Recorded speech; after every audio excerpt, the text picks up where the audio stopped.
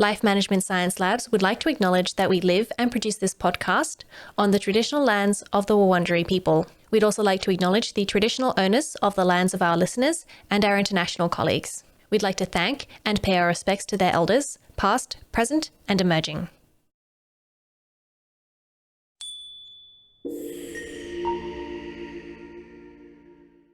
Hi everyone, and welcome to Room by Room, the Home Organisation Science Insights podcast, produced by LMSL, the Life Management Science Labs. We are champions of life management science, providing structured insights informed by science and inspired by practice on key aspects of conscious living.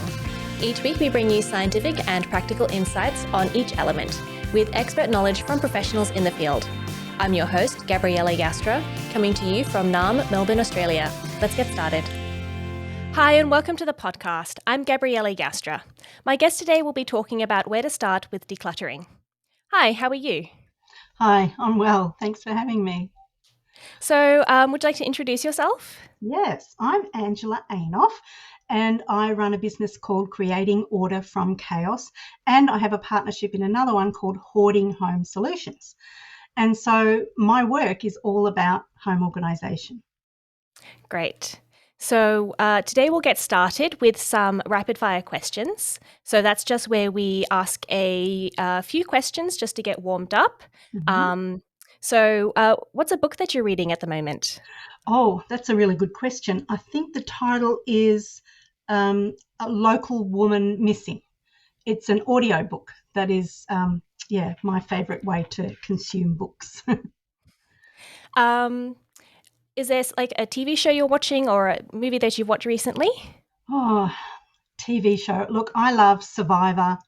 I love Amazing Race. I love all those sorts of fun game strategy kind of shows. Yeah, it's a bit of escapism. And is there a course that you've completed recently? Recently, look, I'm constantly learning, and I'm a subscriber to the Institute for Challenging Disorganisation. So I'm always taking their classes, and I've earned quite a few certificates of theirs. So very happy to keep on learning. Mm. And any exciting events you've attended recently? Or recently, because of our current situation, I have loved getting back to live music. Um, you know, I've seen Renee Geyer, Russell Morris, they're oldies but goodies, and, comedy events too, which, that's always uplifting. And the comedy show's on right now, Yeah. so that's great. Yeah. So we'll go now into the practice or habit section. Mm-hmm. What is a practice that you do to start decluttering? So when I'm working with a client and working with them to start on decluttering, it is always first and foremost about their goals. But as well as that, I mentioned one of my businesses is to do with hoarding. When you're in a hoarded house, completely full of clutter, we always have to look at safety first. So we check out, is it safe? Is there a working smoke alarm? Is there clear path to the front door and the back door? So that if, unfortunately a fire did start out, that somebody could get out of there safely. That is sort of at the more extreme end. But, as I said, we start with goals, figuring out what are we trying to achieve, what is the desired outcome.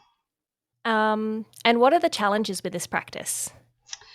Okay, so the challenges are, especially at the hoarding end of the spectrum, resistance from the homeowner or the householder.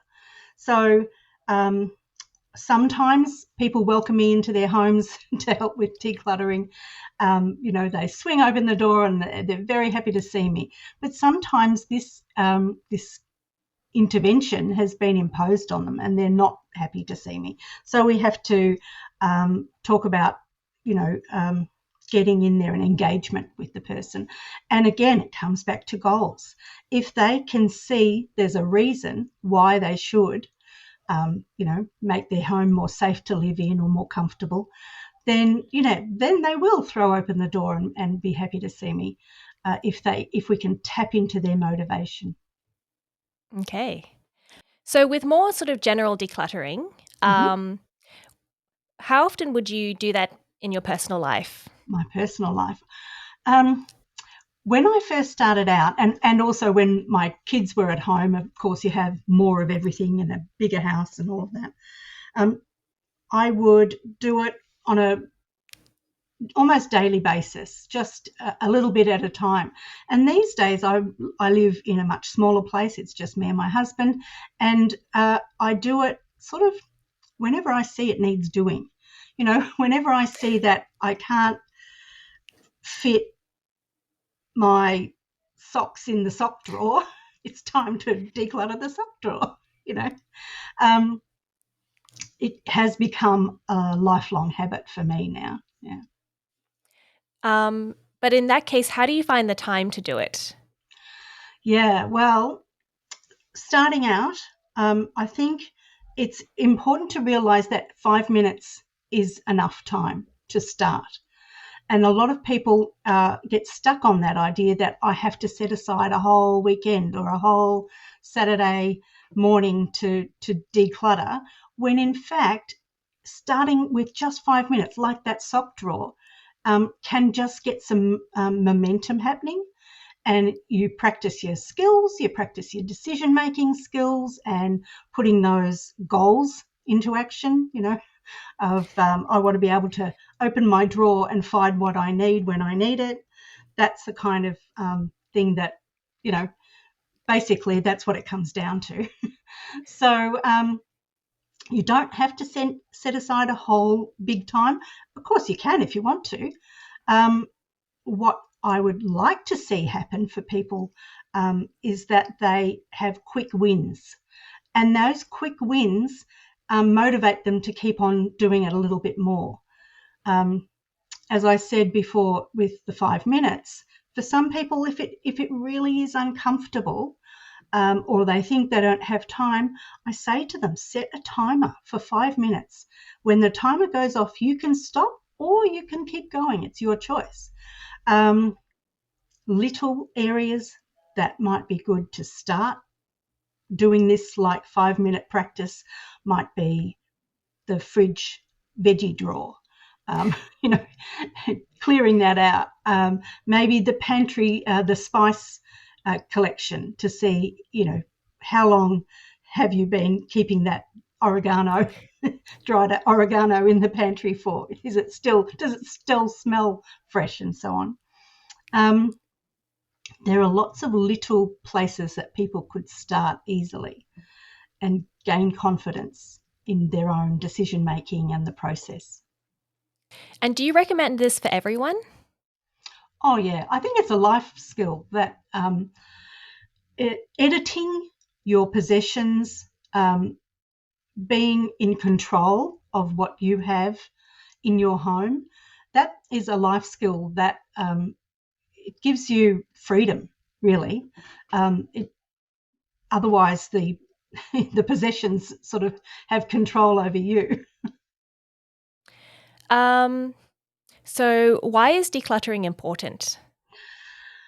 Okay, so I have seen the extreme end of things, the misery that a house full of clutter can create for not only the person that has collected all this stuff, but also their family and friends, and the fact that they may not feel comfortable inviting people into their home and so on.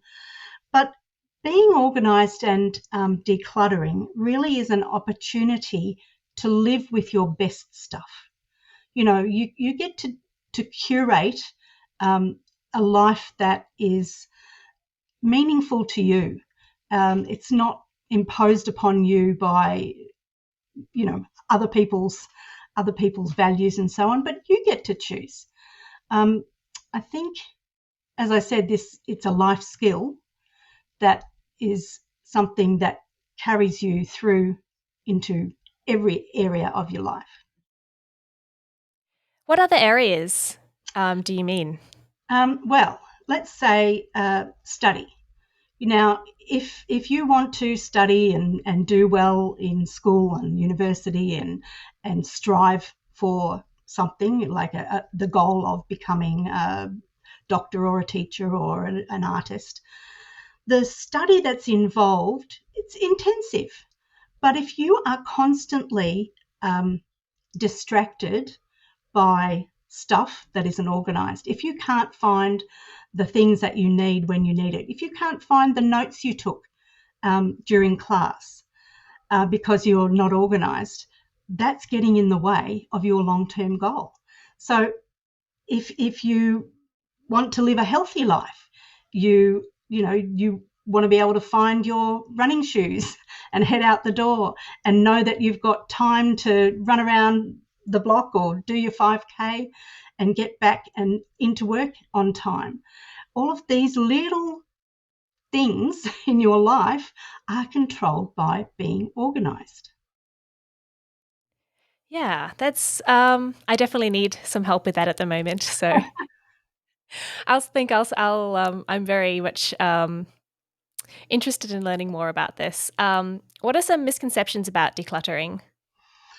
Well, there are quite a few. One is that one size fits all, or in other words, that there's one right way to do it.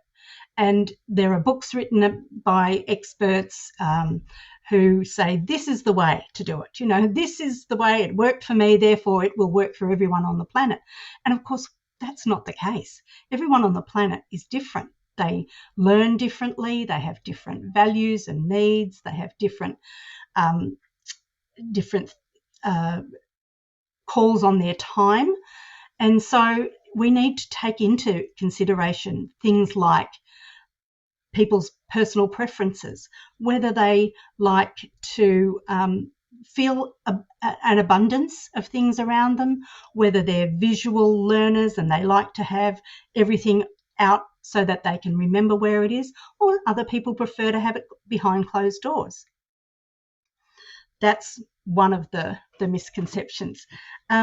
Another that I see a lot is that if I buy the containers, I'll be able to get myself organised. Go out and buy some containers. That will solve the problem. Buying the containers comes at the very end of the decluttering and organising process. And very often when I go into someone's home, they have already bought the containers, and that is actually part of the clutter that's built up. So there you go. So you mentioned that buying containers is usually the last step. What is the first step to decluttering? Well, the goals, setting your goals. But once you've done that, there's a really good acronym called SPACE, SPACE. Julie Morgenstern wrote about it in her book, Organising from the Inside Out. S stands for sort, P for purge, A for assign a home, C for containerize. So in that acronym, it comes fourth. And then the E stands for equalize, which is the maintenance part. So once you've done your sorting, your purging, you've decided where things are going to live. That's assigning a home. You've decided what containers they need, if any. Then, beautiful, you're organised. But without the maintenance that comes along afterwards, basically putting your toys away at the end of the day, it soon turns back into chaos. So you mentioned setting goals as one of the first steps. Mm-hmm. What are some examples of goals? And I guess, how do you find them? How do you decide them? Yeah. Well, it's one of the first things I do with a client is to talk to them about what are we going to achieve here? You're asking me to come and help you do something. What are we going to get done? So one of my clients wanted to be able to park her new car inside her garage. It's as simple as that. But she couldn't because she had a lot of stuff inside the garage, a lot of stuff that she had bought online or, on eBay or something, and it was now getting in the way of her brand new car being able to live in her garage. So that's a really concrete motivation that we could work with straight away. And every time it came a little bit difficult, you have to make some uncomfortable decisions sometimes about what to hang on to and what is worth keeping versus what you want to let go of. She could think back to her nice shiny red car in the driveway instead of being in the garage. So there you go. Other kinds of goals might be less concrete. It might be just, I want to feel calm when I walk into my bedroom. I'm working with a lady at the moment who wants to be able to sleep peacefully in her bedroom. At the moment, there's just too much visual clutter as well as tripping hazards and things like that. So that's what we're working on there. So then you said, you use the SPACE acronym. Mm-hmm. This so sort. How do you start sorting? Oh, the sorting part is so much fun. You gather up things like with like. You gather up all the cups in the kitchen, and in some homes they're not in a designated home. They don't have a designated cupboard. Maybe they're all over the place. Or maybe there's too many to fit in the cupboard that's designated for cups, and so they sort of end up on the bench top instead. So you gather them up and sort out which ones, get them all there in one place. And the purge comes after that, when you figure out, okay, what gets to stay and what is leaving. So typically with kitchen, mugs, you might say anything that's chipped, out it goes. And anything that I don't love, maybe I don't like the shape of a particular mug, and that can go. If you have the goal that all these mugs are going to fit into one cupboard or one drawer, and there will be space for all of them, then you've got sort of a clear instruction of, this is how many we need to keep and this is how many need to go. Now, how are we going to decide what goes? I had a question in my head and I've forgotten. Is it important to decide where something lives? Yes, it is. That is key to being organised, especially if you live with other people. If you think about there's usually somebody in the family who can never find something, and but if the keys, for instance, are always in one place, then everybody knows where the keys are. You're not racing around 5 minutes before you're supposed to be leaving hunting down the keys. They're either on the hook where they're supposed to be, in the pocket of the bag that they're supposed to be. That is so important. And then, of course, toys might be another thing for people. A lot of young families have a lot of toys to deal with, and they may be strewn all over the house. If they have one place where at the end of the day they live, and maybe it's one place in each living space, but if that's one place, then we know toys can go back in there, and when we want a particular toy, we know where to find it. And what happens if people in the house disagree where things should live? Well, that requires compromise. And maybe you can have two places, not for keys, I wouldn't think, but maybe you can have two places that suit the different people. That might be the case for instance, clothes that you might have worn for half a day and they still have some wear left in them. You don't need to wash them right away. So each person whose clothes that is, they get to choose a spot where their lightly worn clothes can live until the next day or until the next time they want to wear them. So it's about making compromises, not having a rigid set of instructions, I guess, Yeah. as well. Yes. Yeah. So it was sort, purge. Assign What a was home. assign a home? We've talked about that. Yes. So then it was Containerize. containerize. Yes.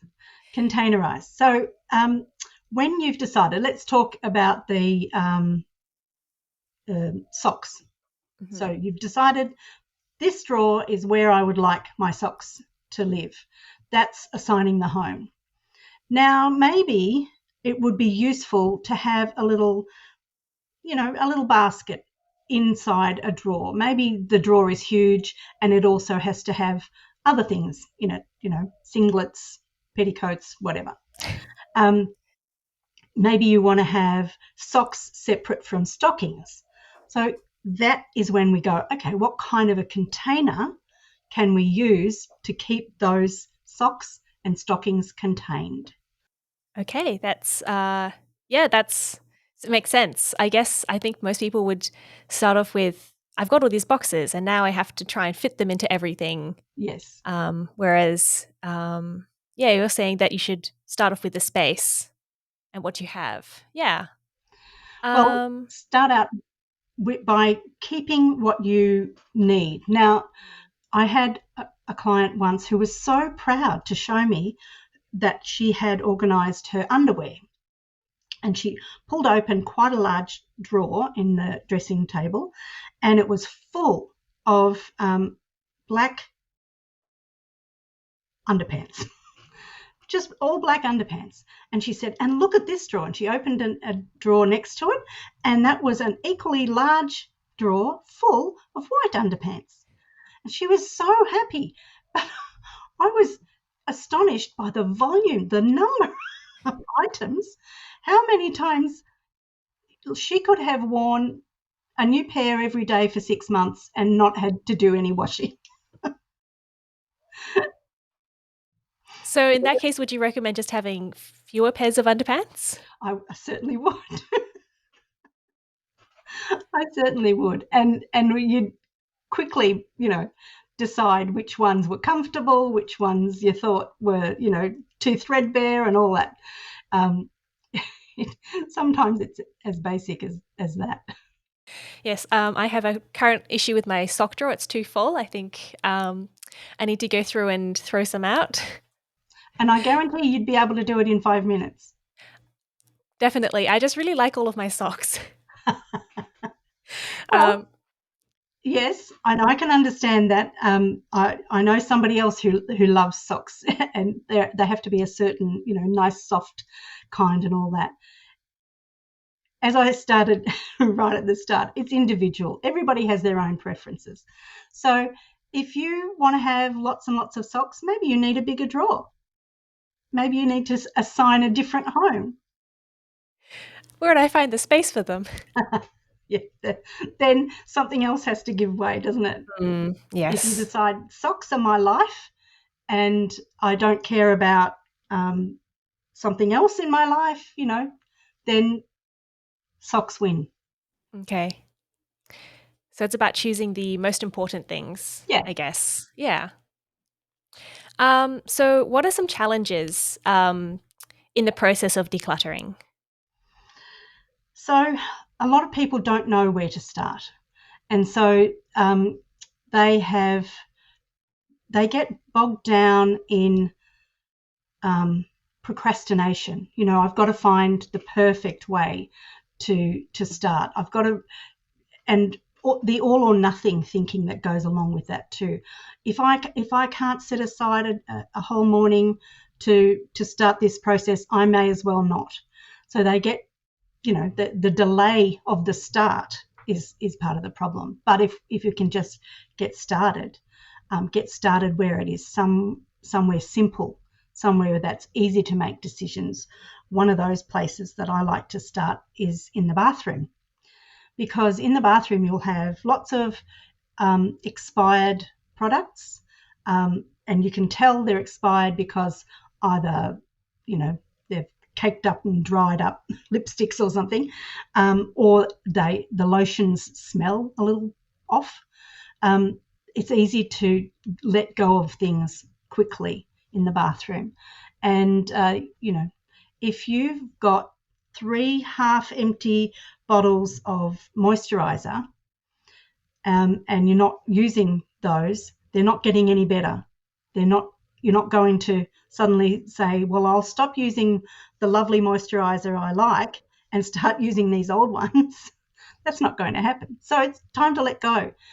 People often think, oh, but I spent money on that. It was expensive at the time. I shouldn't waste it.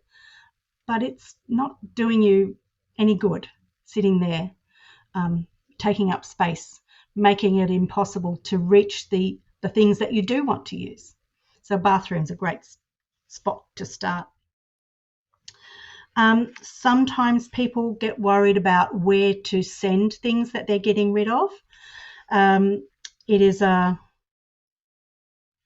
a concern because we're all more aware now of the environment and that we shouldn't just, send things to landfill. On the other hand, we don't want to create landfill inside our own homes either. So having a place that you feel comfortable to send things that you're getting rid of, if they're in good condition, you can, send them on to an op shop, a charity, asylum seekers, somebody who can actually use it. Then it does make the whole process easier. Especially with clothes, there are some wonderful organisations that use those clothes to help people get jobs, help people to, put clothes on their children's backs and so on. So, yeah, finding a place to send stuff can help with the whole process. Mm. And how do you turn decluttering into a habit? Well, I have a few ideas on that. Always think of what is the next easiest thing to do. We don't need to make a new habit so rigid and hard that we can't actually take the steps. So what is the next easiest thing to do?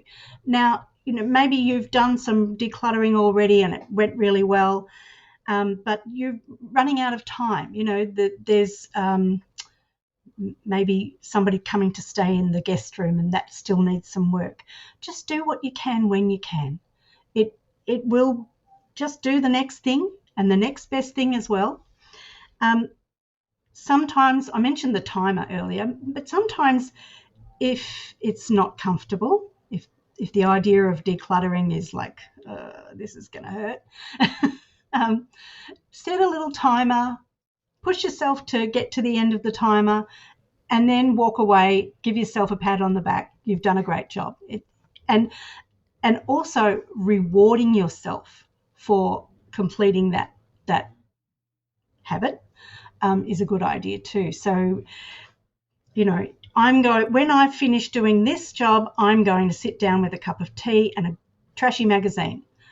That's a nice reward. Or I'm going to go for a walk in the nice fresh air because, I'm really looking forward to that. Rewarding that habit, especially if it's uncomfortable, will make you inclined to do it again. If you can do whatever you like, whatever makes it as pleasant as possible. So if you want to declutter a drawer but it's boring in the bedroom or in the kitchen, take that drawer in front of the TV and put on your favourite show. Do it while you watch Survivor perhaps, or something, or listen to a podcast while you're doing something. Those any way that you can make it a pleasant experience will help to make it more inclined to be embedded as a habit. I even have clients who like to play some particular music or light a candle, and they associate the smell of that candle with it's time to start decluttering. These little cues that our brain likes to take to say, oh, that's right, now I'm in the mood. Now I'm listening to my podcast. I can start and keep going, and maybe I'll get to the end of that episode and then my job's done. Another thing is, if it's really hard, do it with a friend. You can either invite them over to be with you, or just get on the phone, put the phone on speaker and chat while you're doing it. And maybe they could be doing it at their end as well. That'd be lovely, like have a friend date with and declutter your kitchen together. Yeah, exactly. And laugh about the things that you find, Is there anything else you'd like to say on this topic? There is an analogy that I like to share with people, and it's about the kitchen sink. So if you imagine you have the kitchen sink, you put the plug in and you turn on the water, and eventually the sink starts to fill. Now, if you don't turn off the water or pull out the plug, that sink is going to overflow. And that's what your home is like too. If you keep bringing things in, if the flow of things coming in doesn't equal the flow of things going out, your house will be like that kitchen sink overflowing. Mm-hmm. So this analogy works really, really well when you tell it to children. Mm-hmm. Because they can visualize, the bath overflowing or the kitchen sink overflowing, and they don't want that to happen. So if you're trying to convince your kids to let go of some toys so that new ones can come in at birthdays or Christmas, that's a little analogy that might help. I love that. That's so cute. Yeah. Now this is a sort of a time for you to speak about anything you're interested in. So is there a topic that you are particularly passionate about? Well, I think my passion for this topic has grown since I haven't been able to do it for a couple of years, and that is travel. I have missed traveling so much. Being in Melbourne, we couldn't even travel to the other side of Melbourne at some point. But whether it is under canvas in a tent out in the bush, or exploring cities and cultures all over the world, I just love to get out and do all of that. Now, I'm the kind of person, because I can talk about organising all day long, I notice things out wherever I go. I notice how it relates back to being organised and so on. So I know when my husband and I travel overseas, we use our strengths. He is very good at logistics, so he knows all about the train timetables, how we're going to get from A to B, all of that stuff. And I'm languages, so I'm the communicator, the one that can read the signs, even though I don't know the language and so on. So we complement each other, and I love that part of it. It's nice to have a travelling companion that you can rely on for that complementary skill, I love travel too. It is always an opportunity to experiment with living with less. You pack a suitcase and that's what you've got for your travels. You have to anticipate what am I going to need. Now, I'm not one of those people that could just pack carry on and travel for 3 months. I definitely couldn't do that. But it helps you to sort of prioritize what's important, and realize it's always nice to come back to your house full of trinkets and mementos that you've picked up on other travels and so on. But it is nice occasionally to just live with less. Love that. And I have a kind of theory about how to be able to travel at the drop of a hat. As long as you have clean clothes, you can pack a bag and go anywhere. You don't have to wait around. So that's my motivation too for keeping up with my laundry. if you know that you've got enough clean clothes to be able to get away for a weekend or a week or longer, brilliant, love it. It does really help to know, and knowing what you can lay your hands on quickly is always good. I plan my travels about 12 months in advance. This time I have to say I've even got a trip planned for October of 2023. So that, and who knows?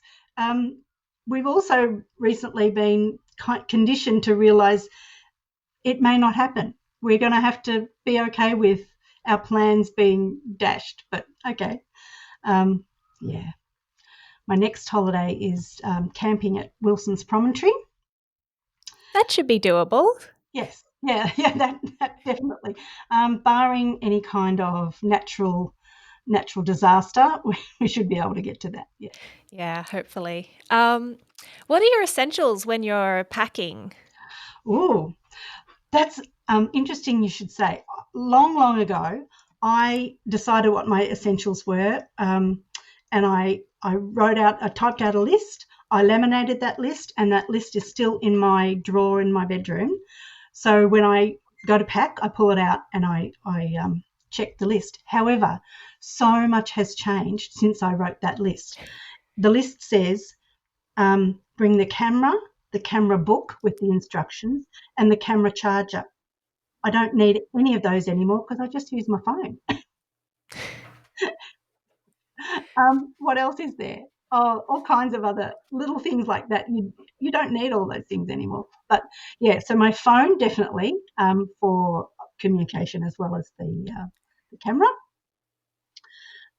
Underwear, something to sleep in, a raincoat. I've got a really good one that is so light and just, scrunches up into a tiny ball to fit into my handbag. So I'm always ready. And, depending on what the weather, something to wear. Of course, there's other things. And again, see, I used to, also on that list is book and book light. Nowadays, I listen to audio books, and that's on my phone as well. So that little phone does a lot of work. What else is there? Do you just have to bring a lot of battery packs then, or chargers? Well, it depends on whether we're going to the bush or whether we're going to have access to electricity, doesn't it? We have quite a good camping setup where we have a battery that we can use sparingly. We don't want to run it dry. And the other good thing about camping is often you don't have internet, so you're away from all those distractions. I still have my audio book because it's downloaded, and the camera still works, but it takes up less battery. There was one more thing that I only found out about today that I wanted to share. Mm-hmm. There is a World Organising Day just been announced, and it's for May 20th of 2022. At this stage, that's all I know. It really is worldwide. There's organisations in Spain, China, Italy, USA, Canada, lots and lots of places, Brazil, that have got together and created this World Organising Day, and they'll all be different events available to get involved with. So I'm curious and excited. Yeah, that'd be, I feel like we should set up some sort of, maybe everyone should spend 5 minutes organising on that day. Yeah. Yeah. So we're now going to go into the audience questions. So the first question is how to decide what to keep and what to throw away.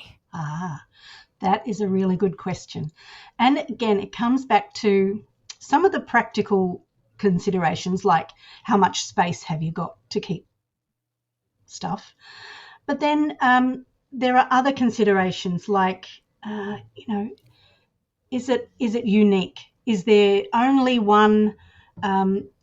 Is this the only thing you have inherited from a grandparent? then maybe that gets to stay if you love it. If does it spark joy is one of those famous sayings, and it's pretty true.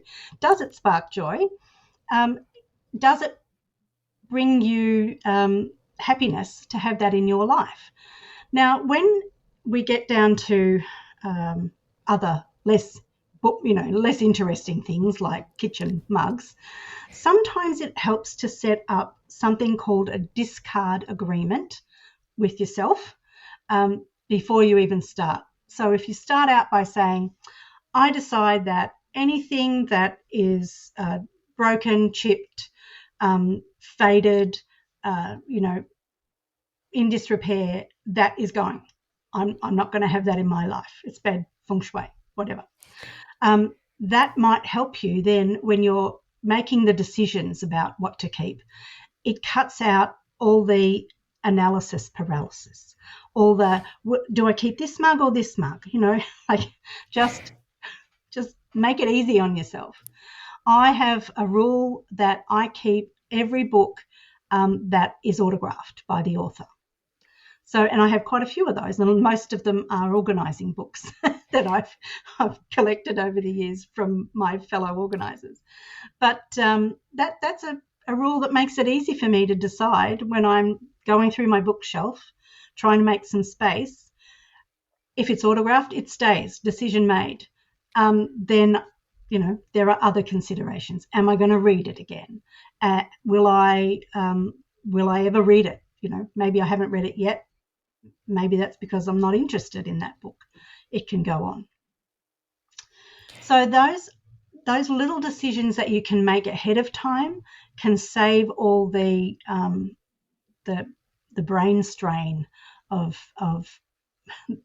when you're in the process and you're constantly having to make a new decision.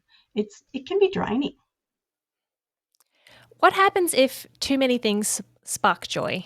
Yes, that is a problem, and especially with people who hoard.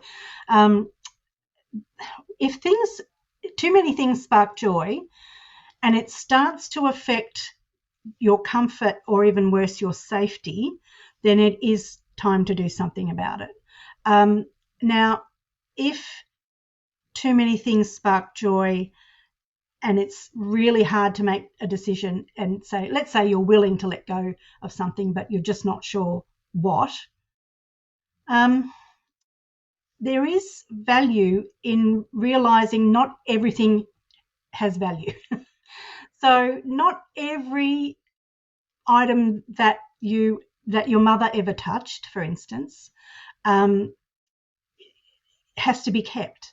There are things that your mother would have touched without any love or anything, like clothes pegs. And just today I heard about somebody who was keeping the clothes pegs because their mother had touched them.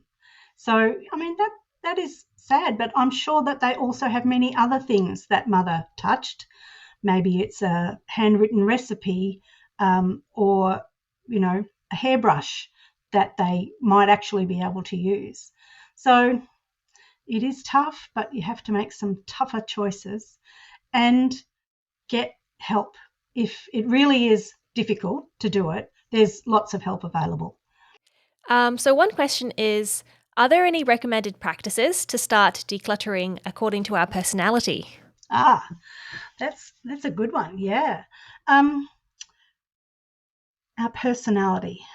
Well, when I look at this, I often think of love languages and, the 5 love languages, and I'm probably not going to be able to remember them right now. But we all have, some people value quality time and some people value physical touch. Now, if I'm someone that values physical touch, maybe I'm going to keep things that are soft. Maybe I'm going to be drawn to things that feel nice in my hands. So when I'm decluttering, I'm going to keep that in mind. If I've got 2 dresses and one is so comfortable to wear and the other one scratches me with its label, that's an easier way to identify which dress gets to stay and which dress sees life somewhere else. That's a really great way to think of that. I'm going to have to think about that in my own life. Yeah, there's 5 love languages, and there's other ways, like whether you're processing modalities, whether you're a visual kind of a processor, whether you need to see things out, whether they need to be colourful, or whether you prefer that they are more pastel and muted shades. You get to decide, and then again, when it comes back to 2 different people, then we have to compromise. If somebody likes all the bright colours and somebody else doesn't like bright colours, then we've got to, got to negotiate. Mm. Or if you've got 2 people and one of them likes things in drawers and one of them likes them on the bench to Yes, see, yes. how would you do that? That is a negotiation thing that can be overcome. If the person who likes things in drawers, maybe they can compromise a little bit, and maybe the things that are on the bench can be in open containers, which kind of mimics a drawer, but at least it's contained. So one of those, I have all my spices in a little plastic container. It's not very big. It holds about 20 jars of spice. That, in effect, is a drawer. I pull it out of the cupboard like a drawer, but it's easy to access it. So these kind of compromises might have to come into play. If somebody likes, when they're cooking in the kitchen, to have everything easily accessible on the bench, then let's just keep it contained. That's a really great idea. I think I'm going to have to employ that myself. It means you don't have to dig through all the drawers and try and find the one spice. Yeah, definitely. And do it for oils and vinegars and so on as well.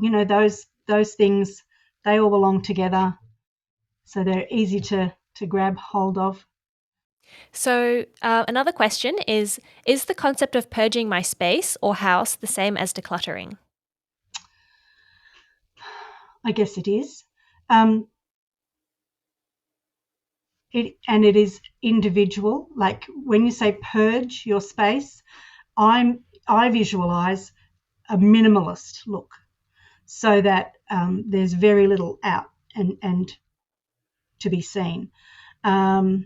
So whereas when I think of decluttering, I think of basically, what is the end point? What to what to how much? How much is going to be okay to still be here? And that is individual. That is really different. I have one friend who's an art teacher. Every wall in her home is covered with art, and it is, she's curated that to bring her joy. It would not suit me at all. So everyone's different. And I think this is another person who's has a different perspective. Mm-hmm. So this person says they're an emotional clutterer. Mm-hmm. How can they help themselves in this situation? Okay, this is great because there is a book written by Judith Kohlberg, who talks about emotional organising strategies. So somebody who feels really emotional about stuff might actually anthropomorphize objects. Typically, dolls and teddy bears get treated like they're people, but also other things that don't have faces can be treated that way too. So if we go back to our chipped kitchen mug, then somebody who feels very emotional might connect with the cup being chipped, and therefore maybe it would be rejected by others, and they may be inclined to try to rescue it because they see it having emotions as well. This is, something that we often see with people who struggle to let go of things. And so the old the strategies that we can use for somebody like that is to not sort of tell them, oh, don't be silly, it's not a real thing, it doesn't have feelings. That's not going to convince them. But to tap into that, to say, okay, well, do you think that cup would feel happier living in another person's home where it was, where it was in use? Or you could say, look, it's chipped, it's not fit for drinking anymore, but maybe we can break it up and put it into a mosaic instead, reuse it that way, so that they're tapping into their emotions. They're not having to discard that thing that they were so attached to. Okay. Yeah, that's interesting. Changing the object, but keeping the emotions. Yeah. Yeah. There's a strategy we can use called friends, acquaintances, and strangers or enemies, and it really helps someone who is an emotional person to make decisions, because it's hard to see that not everything has equal value. But if you think about different things, like, for instance, clothes. Now, the friends are those clothes that you always feel good in when you wear them. They fit you well, they look good, you get compliments. They're the friends. They get to stay automatically. The enemies or strangers are the pair of jeans that hasn't fit in a couple of years, and you feel bad because, you would like to fit into them, but, they're just glaring at you from the cupboard and making you feel bad. That's an enemy. Out it goes, Then the acquaintances are maybe the things that come into your life for a season, but then next season the colour's not right anymore, or, you didn't enjoy wearing it as much as you thought you would. And maybe they get to stay, but, usually acquaintances come into your life and they can go again. I like that. Anything else you'd like to say today? I'm really happy to have had the chance to talk about home organisation and decluttering. Thank you for inviting me. And thank you for coming on the show. It was great to speak to you. You've been listening to Room by Room, produced by the Home Organisation Science Labs, a division of LMSL, the Life Management Science Labs. More episodes like this from across 10 life management perspectives can be found by searching LMSL on Apple Podcasts, Google Podcasts, Spotify, and YouTube, and any other podcasting apps available on your smart devices. If you enjoyed this episode, please consider rating, sharing, and subscribing to our channel, as it helps other people to find it so we can grow and continue to bring you quality resources. More of our work can be found on our website, ho.lmsl.net, where you can join our movement. I'm Gabriella Joustra, and thanks for tuning in.